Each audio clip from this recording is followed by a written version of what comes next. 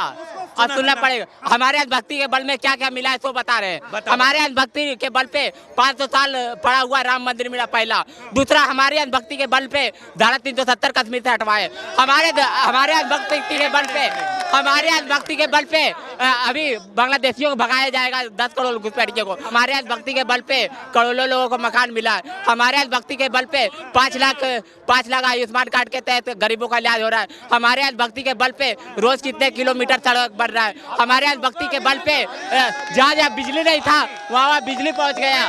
हमारे अंधभक्ति के बल पे अभी जहाँ नल पानी नहीं था वहाँ नल से जल पहुँच गया। हमारे अंधभक्ति के बल पे क्या क्या आज भारत डंका बज रहा है। हमारे अंधभक्ति ने क्या क्या कर दिया है। हमारे अंधभक्ति अभी मथुरा भी बनाएगी, काशी भी बनाएगी, हिंदू राष्ट्र भी बनाएगी।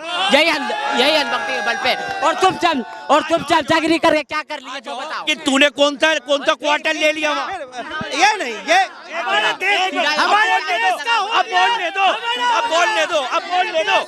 अब बोलने दो। ऐसे लोगों को ऐसे ही भाषा में जवाब दिया जाएगा। शास्त्री साहब ने 1 मिनट, फिर धीरेन्द्र शास्त्री साहब ने 1 मिनट, फिर धीरेन्द्र शास्त्री में ये क्यों कहा कि जो कुंभ में स्नान नहीं करेगा वो देशद्रोही है? ये पूछो इनसे। कभी नहीं कहा। दूसरी बात नहीं कहा। नहीं, ये देखो, ये है अनभक्ति, ये है चमचेगिरी। ये था। और शुगर, ये जो है क्या राजनीति के स्तर इतनी गिर गई है कि इन शब्दों का प्रयोग किया जा रहा है। राजनीतिक सुन भाई, कर सकते हैं, भरोसा इन पे कर सकते हैं। राजनीति का स्तर सही नहीं कहेंगे, ये उसको भी गलत नहीं कहेंगे, सही कहेंगे। राजनीतिक स्तर को गिराने का। हम मोदी जी के भक्त बढ़ सकते हैं। हम जो मोदी जी कहेंगे, जो योगी जी कहेंगे, हम छाती ठोक के कहेंगे सही किया है। मोदी जी का भक्त तो ये भी है। तो हम कब कह रहे हैं ये भी तो भक्त है? मोदी जी का भक्त हो ना। नहीं, ये मोदी जी के भक्त नहीं है, हम राम के हैं। बोला योगी जी ने जो बोला सही बोला था। जो सही होगा वो अगर राहुल गांधी भी सही। और सुअर कहा है योगी जी ने, सही कहा। जी बिल्कुल सही है, बिल्कुल सही। गलत के सही। क्या योगी जी जानवर को मारने के लिए जानवर बनना पड़ता है, इसलिए जानवर के लिए ऐसा था। भैया तू क्यों जानवर वाली बातें कर रही है? तू इंसानों वाली बातें कर ले बस। तू क्यों जानवर वाली बात? ये समर्थन दे। गीत स्वर किसको कहा? गीत कहा तो किसी का नाम तो नहीं लिया ना।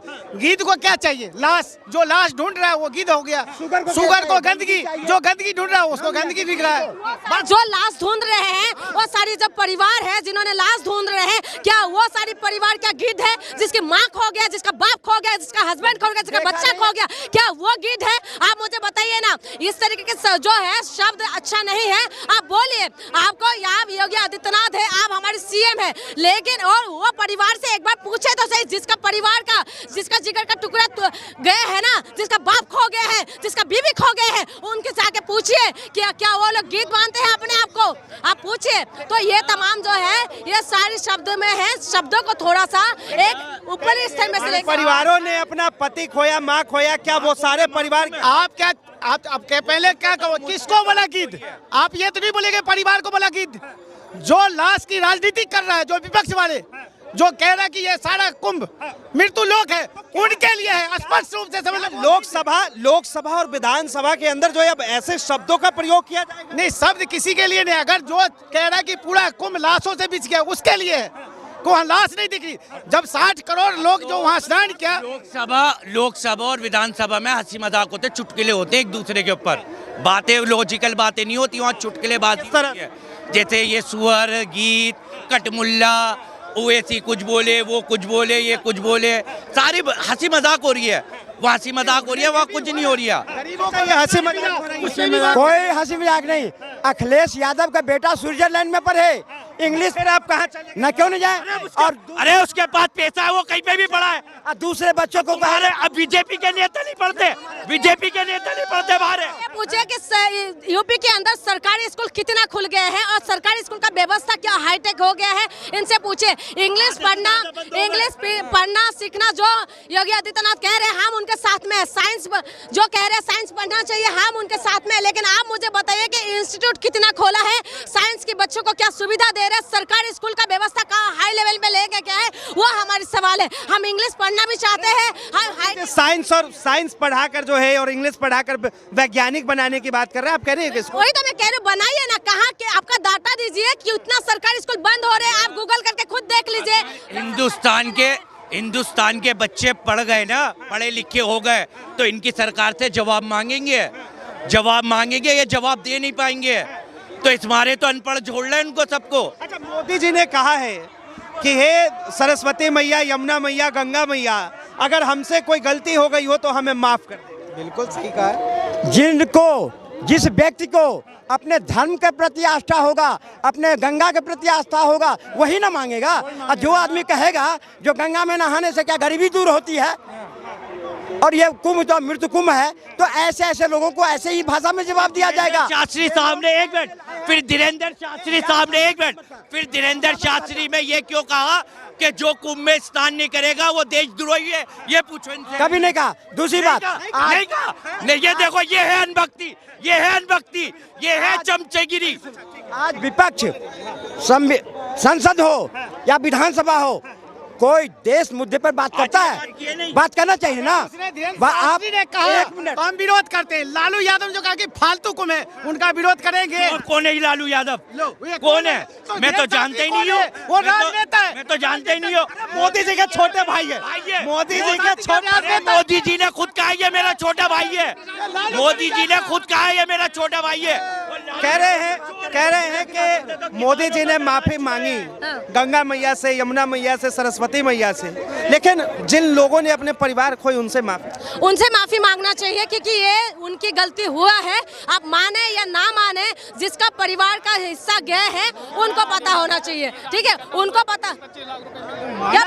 सरकार ने मृतकों के परिवार के प्रति सहानुभूति व्यक्त करा, संवेदना व्यक्त करा, और मुआवजा के तौर पे 25-25 लाख भी होता कुछ नहीं है, लेकिन फिर भी दिया।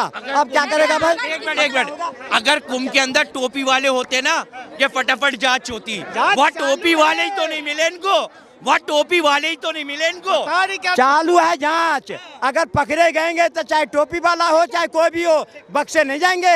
100 बात की एक बात है, ये जो है धीरेन्द्र शास्त्री और नेता, ये सब मिले भगत है। ये लोगों ने जो है राजनीति और धर्मों में लोगों को उलझा के ऐसे रखा हुआ है कि आप रोजगार की बात ना करें। अभी हम जब बात कर रहे हैं, पीछे से एक बंदे ने बोला 25 लाख रुपए दे तो दिया है, तुम्हारी जान का कोई कीमत नहीं है, इसलिए तुम्हें 25 लाख और 10 लाख में तुम्हें अटका देते हैं। हमारी जो गरीब है ना, गरीब लोगों की जान की इस देश के अंदर कोई कीमत नहीं। चाहे तुम मर जाओ, चाहे तुम कट जाओ, चाहे तुम ट्रेन के अंदर ठुस के वो हो जाओ, तुम्हें कोई कीमत नहीं है। तुम रोजगार मांगोगे तो तुम्हें डंडा पड़ेगा।